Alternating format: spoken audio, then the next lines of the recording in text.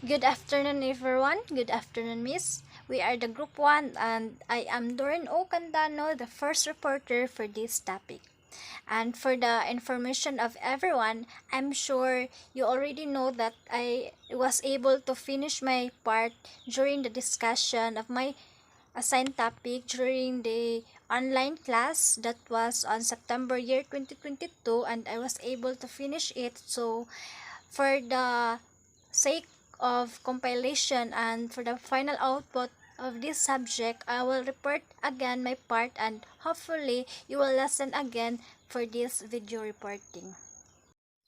And now let us proceed with my discussion. What I'm going to discuss is all about theories, philosophies, and guidelines for the care of infant and toddlers. First, let us tackle the theories that can be used as a practice for the care of infant and toddlers. So actually there are so many theories, but most of them are relating to developmental, and we already know some of those theories, and we are already familiar from those. And but for now, what I'm going to share or discuss some theories that I can able to explain and share my thoughts regarding for the care of infants and toddlers. Now let us talk about Erik Erikson. He developed a psychosocial theory to understand how we each develop our individual identities. In his theory, he explained why some of us are independent and others are needy. Some are optimistic or pessimistic.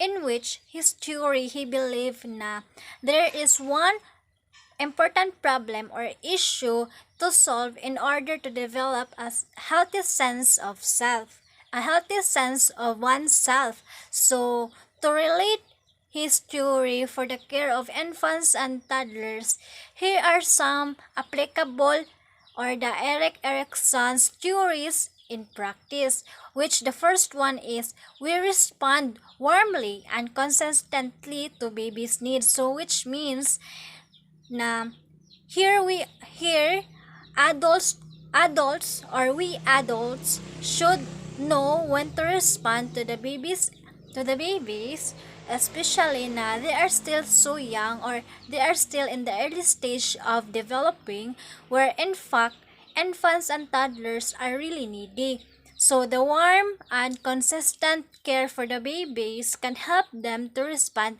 immediately with the needs of infants and toddlers. So the second one po kay we talk gently to babies if we can pick them up or deal with their needs right away. Of course, we adults are responsible to talk gently to the babies. In order to avoid understandings, babies are still innocent and they really love to feel being cared by their parents or by any adults. In that way, we can deal with their needs immediately. And the last one, Erik Erikson's theories in practice in infants and toddlers, which is never pressure a child into toileting before they are ready. So which means if the child is not yet ready to be trained into toileting, we adults should not pressure or push them to do alone the toileting, because it might cause them emotional issue or kanang trust nato, magubay lang trust nato, because we pugos nila nabuhaton nilang toileting. But instead, kita na adults, we should not pressure them in doing that thing. We should encourage, instead we need to encourage them to do it gradually, hinahinay na tugtudlo, to let them experience toileting with our guidance and support as well. Now let us move on to another theory, which is the theory of Jean Piaget. He discovered that all children's intellectual development progress through four stages, beginning in infancy and are completed by adolescence. These four stages are, if you remember, we are familiar of these four stages, which are sensory motor, from birth until ages 18 to 24 months, then pre-operational, which from toddlerhood 18 to 24 months through early childhood age 7. Then the third one is concrete operational ages 7 to 11, and the last one is formal operational adolescence through adulthood. So in his theory, he says that intellectual development controls every other aspect of development. Since children learn in different ways of different ages. As they learn, they need to be able to know the facts by being able to see, touch, taste, smell, and hear the things they are learning about. So, dapat magamit ang mga five senses na to during sa learning process of children.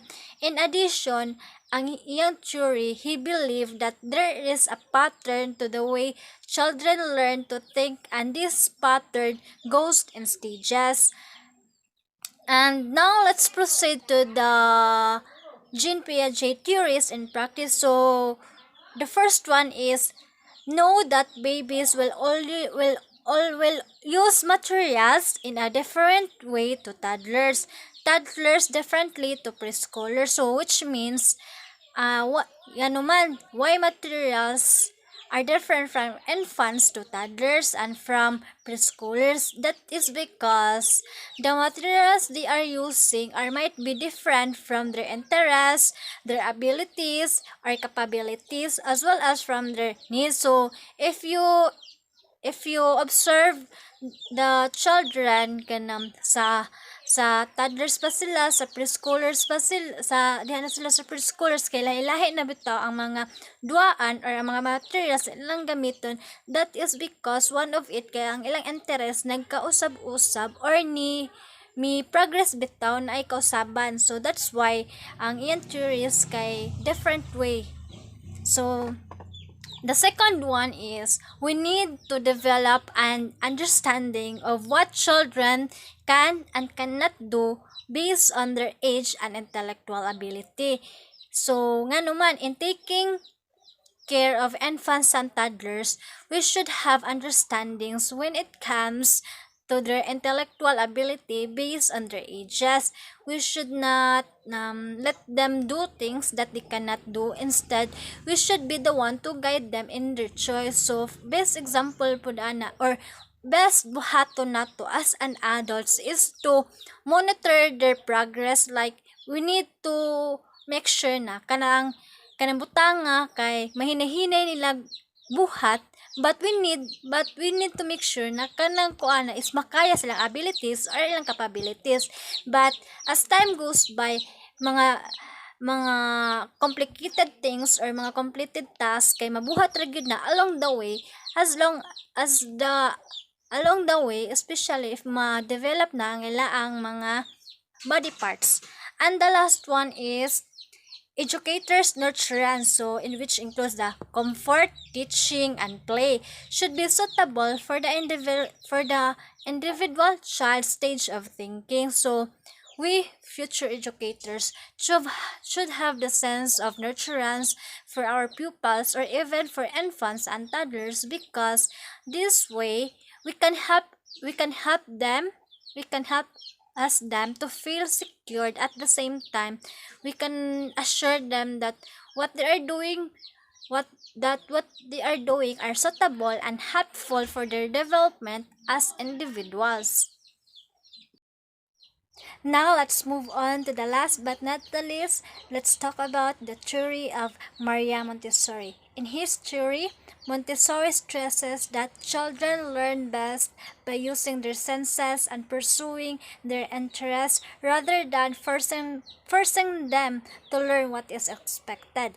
In her theory, she believed that teachers should provide the necessary resources for children to learn independently, because when children are guided with love, they will learn on their own. Children should not forcing to learn what is expected. Instead, we future educators will guide them. Children have their own pace of getting ready. So, based on her theory, we adults or educators should not force the children to learn what is expected, but we need to teach them gradually, patiently, and as well as we need to have enough patience just to make sure that the children are learning at their own best and according to their pace.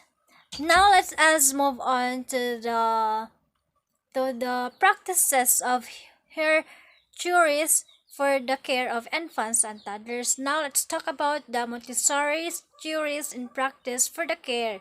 So the first one is do not yell at the child for unintentional mistakes. So for infants and toddlers, they are really sensitive at the same time very emotional. So that's why kitang adults or we adults should be considerate enough on their mistakes when they commit mistakes or unintentional mistakes. Let us encourage them by doing and telling them na what is right, by telling them what is right and what is wrong. So we need to talk them smooth, being smooth and gentle talk. Of course, we need to consider their level of sensitivity as well. And the second one is observe learning through different experiences. So here for infants and toddlers, they really love being explorer on their own, like kanang mag-adventure ba sila silang kagalingon, or kana bitaw ang mga bata na they have full of curiosity. So they become curious for the things around them. By letting them experiences, they can learn something from it. So of course, when we let the children or the child to have experience, then that experience could be turned into learnings. We as future teacher even teachers should prioritize their experiences, because when they have experience, they can learn from it, and that could be their basis for the lifelong learning benefits. And the last one is be non-directive. The child will show what they need. So instead of asking or keeping interviewing the child, let them show you what they need. Like for infants, when crying, kumuhilak ang mga infants, they like you to feed him or her. Babies will start to communicate with their signals when they are hungry, uncomfortable, or awake.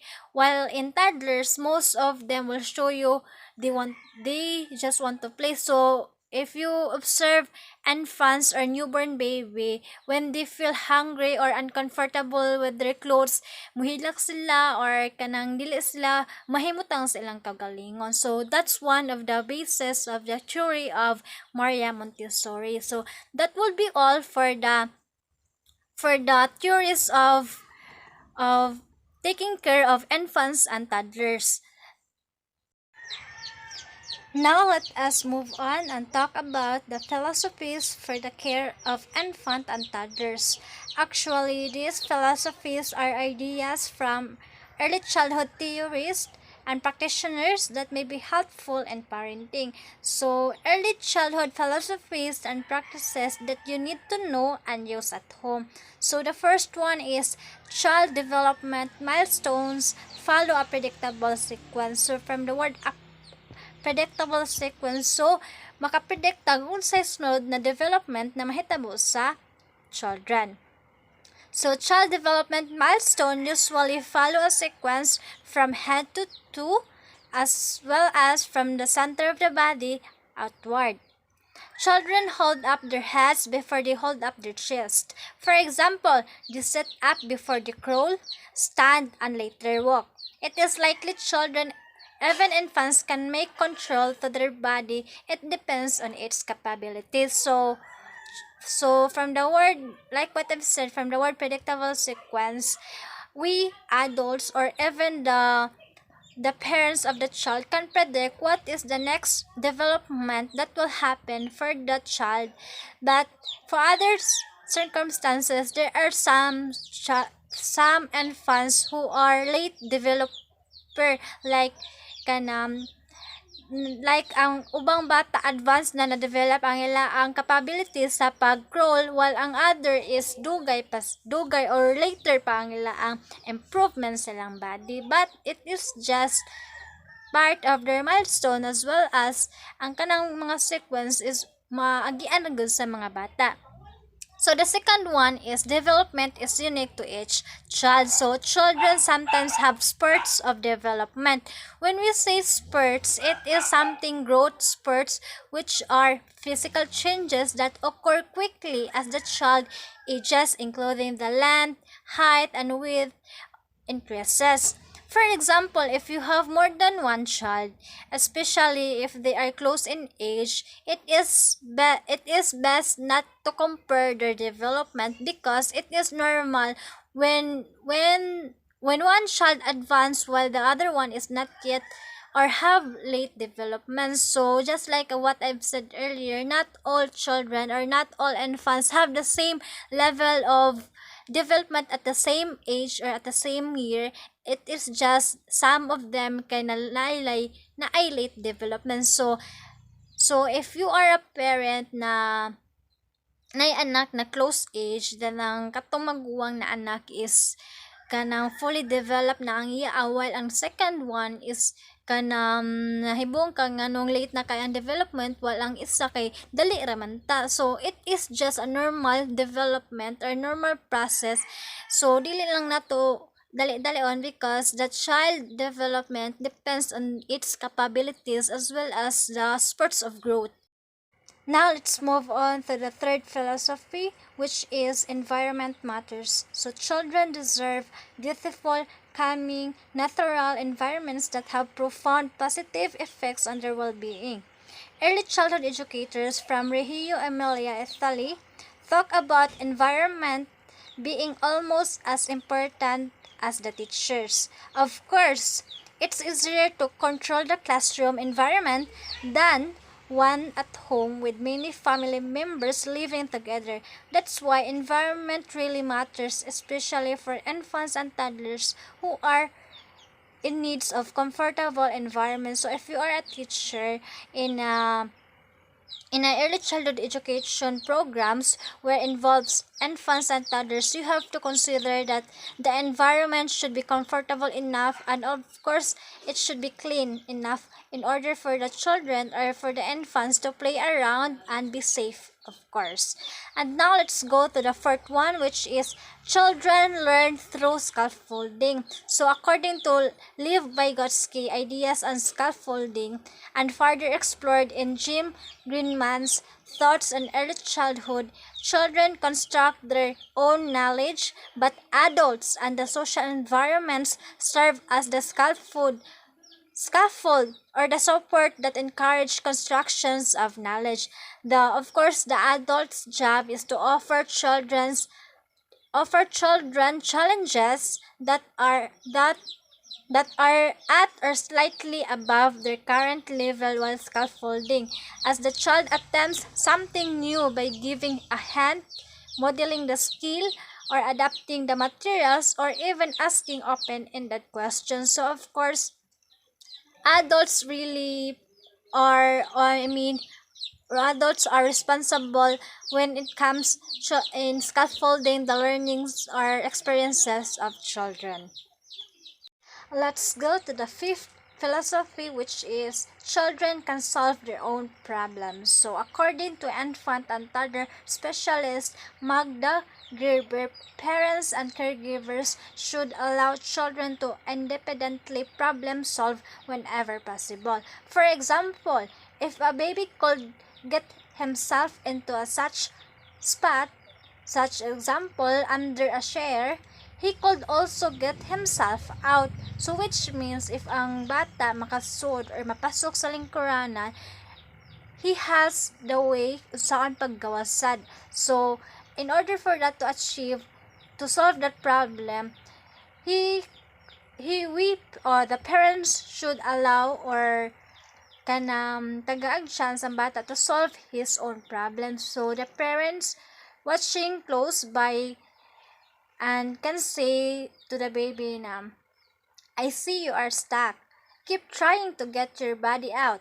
I'll be right here close by while you are figuring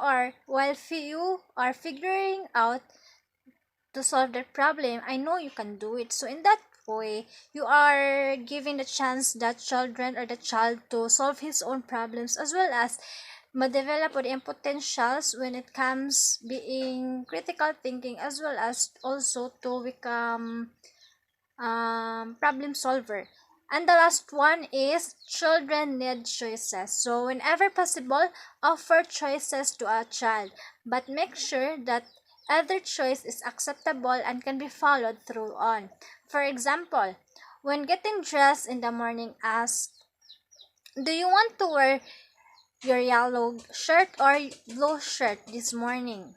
Allowing your child to make choices and following through on your child's choice is respectful way to interact, but be sure to avoid fashion wars with your child. So this approach empowers your child and helps her feel confident in her decision making. So of course sometimes the parents cannot decide all the time what the child or the children want to look like sa nina. So just like sa example, musulog pangutan-on ang bata if she wants to wear the yellow t-shirt or the blue ones, then the child can decide which color she wants to wear in this morning. So in that way, the child, you are giving the freedom of choice or the decision making. Okay, after knowing about the philosophies for the care of infant and toddlers, now let us move on to the another topic, which is the guidelines for the care of infants and toddlers. So let's have the first one, which is bad relationships. So here, infants and toddlers need secure attachments with familiar caregivers to develop trust that their needs will be met and that they are loved. So which means na we future educators or anyone can it is really important that we can build a healthy relationship to the child. It is because when a caregiver or any adults to can support and build a strong foundation of relationship, it can help to motivate young children to try new skills and explore the world. So the second one is na kanam let the child lead. So here you can see infants and toddlers powerful drive to explore their environment and experiment with their own developing abilities. So we adults are the one who will guide the child. Basically, we let the child lead, or he or she can learn to explore in his or her own abilities. So the explorations gives them the best foundation for later academic learning. So if you want to let the child develop their holistically, of course you need to expose them to the different activities that will help them to lead or be leader at their own pace food as well. Third, observe and respond. Caregivers need to learn about children through attentive observation of their child cues. The best example is when they're tired, hungry, we can respond immediately by giving them food. When observing a child can also help us to identify what are their interests, what things that make them challenged, and most of all, by observing we can respond directly and correctly. And the fourth one is create an interesting, safe environment. So infants and toddlers need small groups so they are not overwhelmed by noise and stimulation. So manageable small groups can give the child a sense of security. And and the space should be safe enough to allow the children to explore freely with all dangerous and forbidden objects removed since young children are bold explorers, excited and about experimenting everything they really want it. The space or the environment should totally safe to secure the safe and the security of the child. And the last one is respect the child's rhythms. Times for eating and sleeping should be flexible. Feed infants on demand and put them down to sleep when they need it. Have snacks or hand for toddlers and suggest rest if they are tired. As much as possible, allow them to play alone or interact with others, especially with caregivers or other children when they choose. They get the most of activities when they are ready for them. So of course, when we let the child to explore at their own, especially interacting with other children or other playmates, that will serve a big help for them to grow holistically, and also to develop their sense of socialism. And that will be all for my part. I hope you learned something. Thank you. Will summarize concerns and beliefs related to infant and toddler care, and analyze important developmental issues relevant to the care of infants and toddlers. So first, we had to tackle first concerns related to infant and toddler care. Number 1, health. Number 2, environment. Number 3, safety. And number 4, nutrition. Number 1, health. Health is a state of physical, mental, and social well-being, not just the absence of disease or infirmity. Good health helps children live full of life. There are common health problems. Number 1, colds or gisipon ng usa ka bata. Number 2, coughs or giubo. Number 3, fever or gihilantan. Number 4 and the last one is vomiting or nagsigig suka. Mo na siya ang different or types of kanang common problems nga na-experience sa usa ka bata. If ang usa ka bata gani wala naka-experience ng ani, is kanang nice something sa iyahang health or something ana. Number 2 is the environment.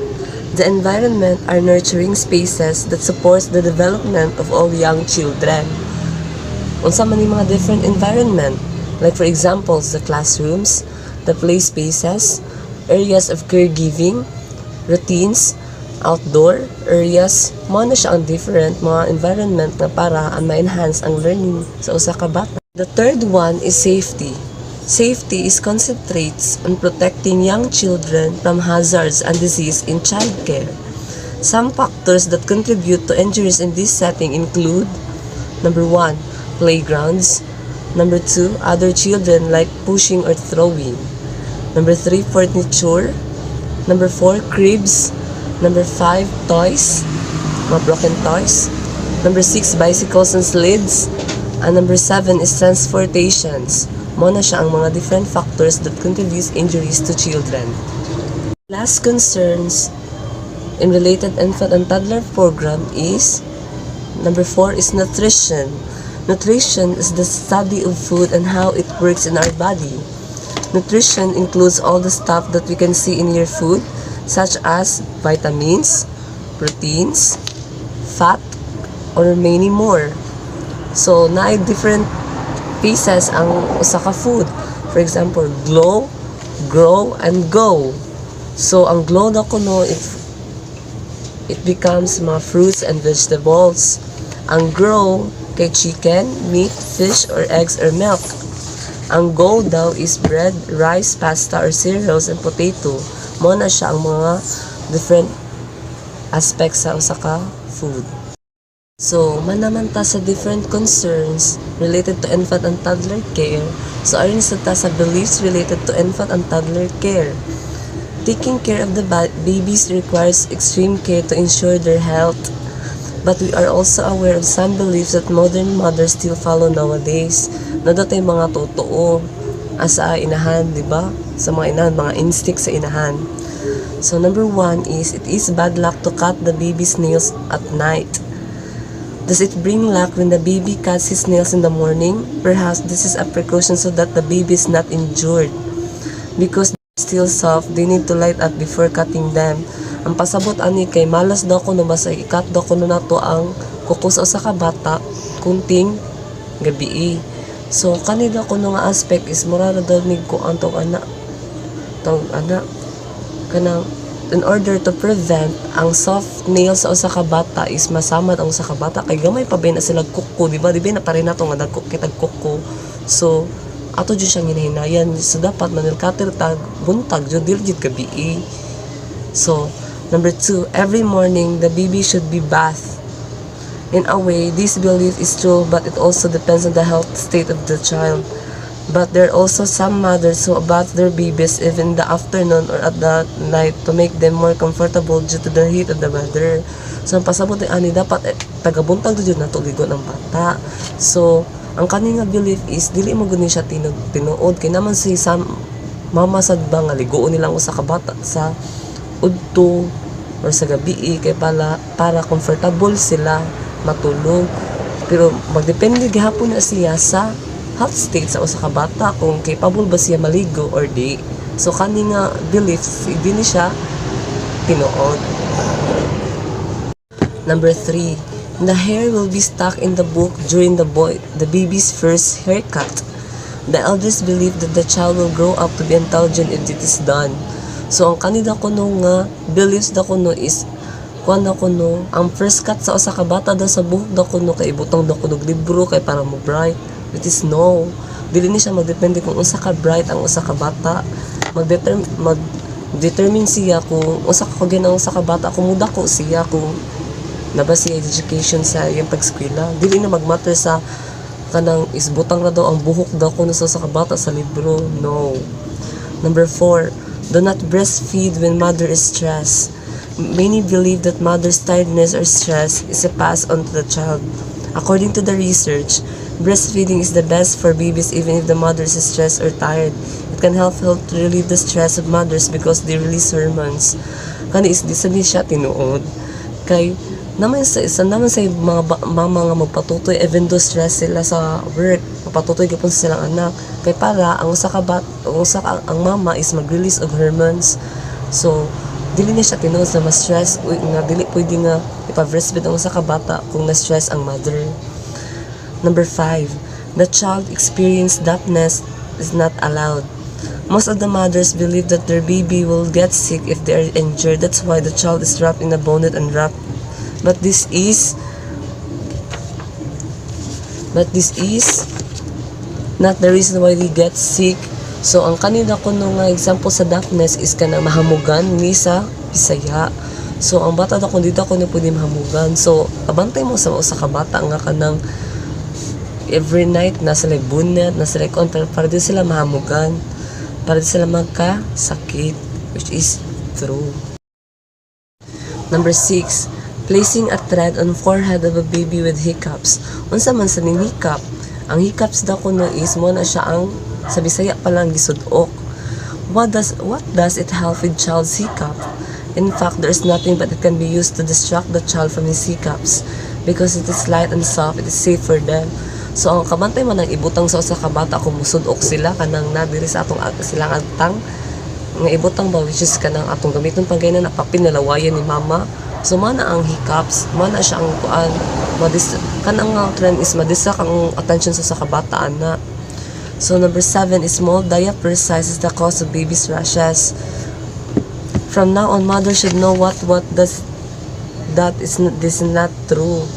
The rashes start if the baby's diaper is whole or full of pee or poop and has not been changed yet. In fact, their diaper should only at least 3 to 4 hours to avoid this. Ang kanina nga belief daw ko is dili tinuod. Kay why? Kay ang kone tungod sa diaper magka-rashes ang usa ka bata, dili na magmatter sa diaper. Magmatter na siya kung ang bata wala dayon na ilisan, like nalibang ba siya or nanghi ba siya niya na nukaon pa niya pila ka hours pa jud bago mailisan. So nadji possibility nga magka-rashes ang usa ka bata, di ba? So let's proceed to analyze important developmental issues relevant to the care of infants and toddlers. So, infant and toddler development is the physical, emotional, and behavioral and mental growth of children from ages 0 to 36 months. Most healthy infants and toddlers reach each milestone within a specific window of time. Culture, environment, socioeconomic status, and genetic factors can influence when an infant or toddler will begin to crawl, walk, or talk. Children who suffer from undernutrition, who lack social stimuli, or who lack access to proper healthcare may develop more slowly. Identifying problems early in developmental is vital to a child's health. So, kung ako no developmental issues sa usa ka bata da no is ma-enhance through different genetic factors. Like for examples, ang usa ka bata is begin na siya mo lakaw, mo talk, or mo slowly mukamang nga na adjust so man siya mga developmental issues nga gi kuan sa usa ka bata. First is infancy. Physical heads are proportion in the rest of the body. With this abnormal birth, most infants are alert and begin to react to their surroundings. Although immature, all body systems are operating.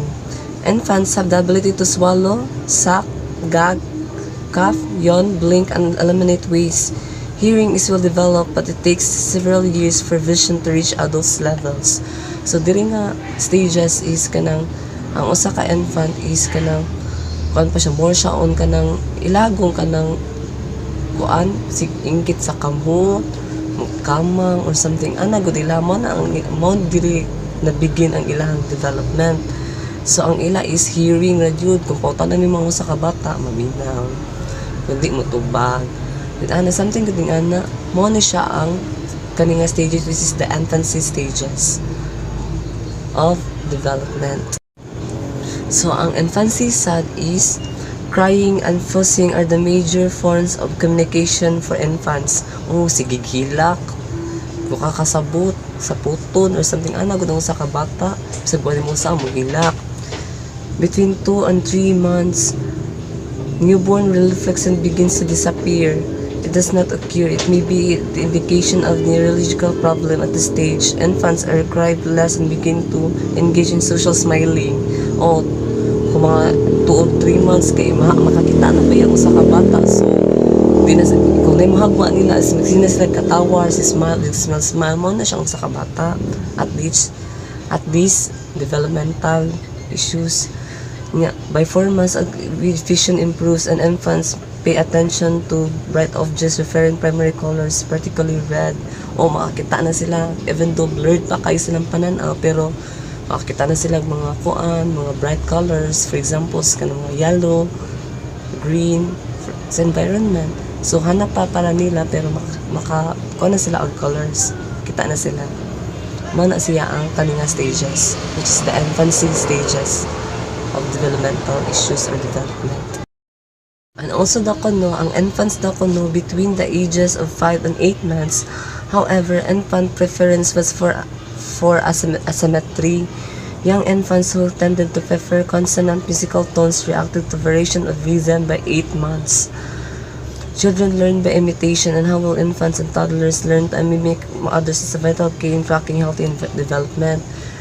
Sila mga different mimic of objects, vowels or consonant. Na siya nga stages o mga tones sa usa ka music is na sila ani mga stages of development.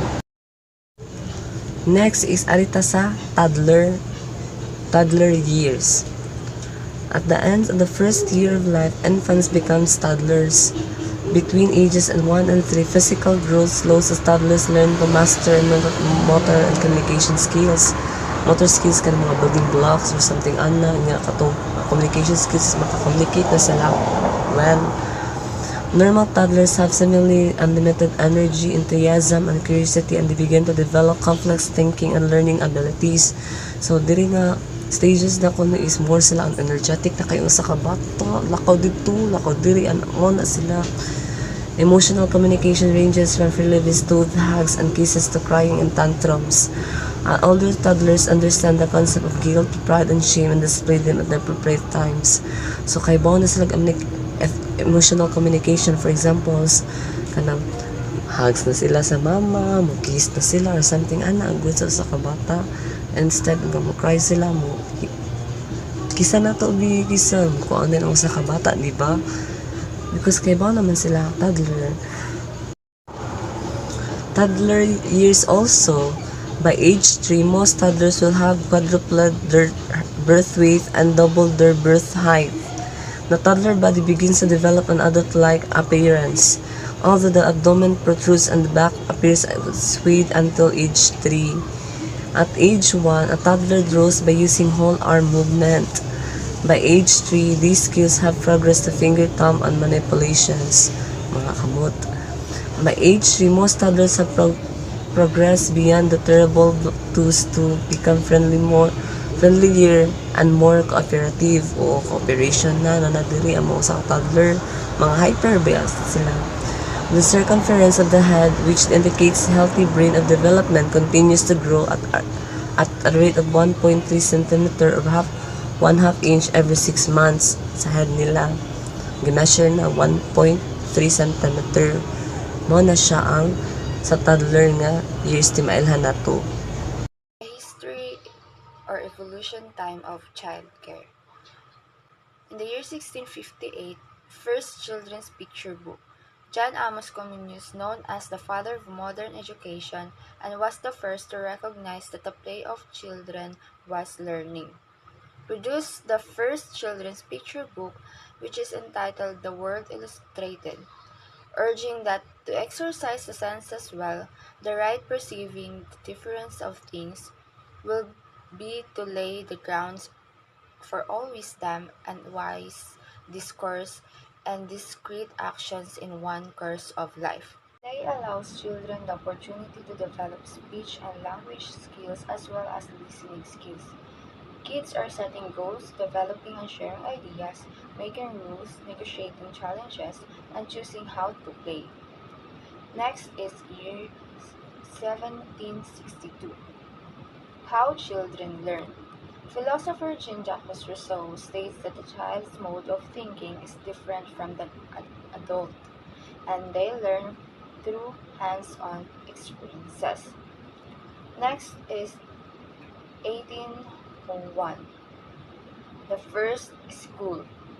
Johann Pestalozzi established what is considered to the first school to teach preschool-age children. Pestalozzi developed a scientific method for children's education that claims that education doesn't occur spontaneously. Rather, it requires external assistance. This assistance should allow children to use their faculties and senses to see the world. His method advocates for education in the context of the home, where mothers are responsible. Furthermore, he suggests the need for the education of these mothers as an instrument in improving children's education. Pestalozzi sustained that mothers should be a child's first emotional contact. He also emphasized that this emotional connection should continue later in school through friendship with peers. He promoted moral and religious education. However, he said that this education must begin in home and then continue at school. Year 1837, kindergarten. Friedrich Schufel opened the infant school in Blankenberg, Prussia, which he originally called Child Nature and Activity Institute, then later renamed Kindergarten or Garden of Children. Year 1873, first public school kindergarten. Susan Blow fought to bring this concept in the St. Louis Public School, making St. Louis the first school district in the nation offer kindergarten. By the time of her death, 1916, more than 400 cities had kindergarten in the public school. Next, 1926, National Association established. National Association for Education of Young Children is founded. now over 100,000 members and 400 affiliates. The National Association for Education of Young Children is a professional membership organization that works to promote high quality early learning for all children birth through age to 8 years old by connecting early childhood practice, policy, and research. Next is 1988. Even Start established. The U.S. Department of Education established Even Start, a parent education or literacy program. It offers a comprehensive family literacy program called Even Start. The program is designed to increase the literacy level of the whole family and is comprised of four components. First is the adult education. Next is early education, childhood education. Next is parent time. And the last is interactive literacy activities. Year 2001, No Child Left Behind. The No Child Left Behind Act bill is passed. The No Child Left Behind Act affects every public school in the United States. Its goal is to level the playing field for children with disadvantages, including students in poverty, minorities, students receiving special education services, and those who speak and understand limited to no English, to ensure that all children have fair, equal, and significant opportunity to obtain high-quality education and reach. Year 2005, Operation Military Children established. Operation Military Child Care is started to support the child care needs of the parents who are activated and deployed. Program provides free assistance for families of servicemen and women with the status of deployed recruiter or deployed guard recruiter. Active duty orders are required to be submitted with application for verification purposes. Year 2013, Preschool for All Initiative. President Obama called on Congress to expand access to high-quality preschool to every child in America, called the Preschool for All Initiative. Improve quality and expand access to improve through a partnership with all 50 states to provide all low and moderate income for 4 years old with high-quality preschool, while encouraging states to serve additional 4-year-olds from middle-class families. The initiative also promotes access to full-day kindergarten and high-quality early education programs for children under age 4.